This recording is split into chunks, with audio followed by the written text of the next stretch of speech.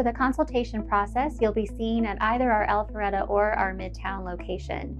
When you come in, we'll first start with taking some photos of you to do either 2D or 3D imaging, depending on what location you're at, as well as what type of implant you're looking to receive. After your photos, you'll sit down with either one of our surgeons to discuss your specific surgical plan. Hi, I'm Dr. Beaty, and let's talk a little bit about what to expect in consultation for facial implants.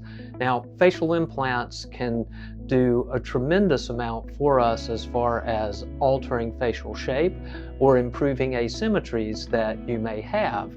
For example, we use implants in the cheeks, the chin, also along the angle of jaw, and these are available in a variety of sizes and configurations as pre-made implants.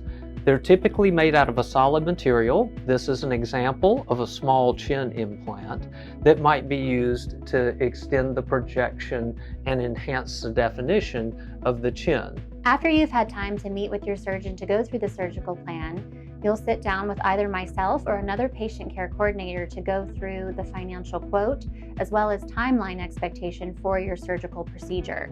Depending on if you are doing a standard implant or a custom implant, the time frame may be a little bit out of your hands.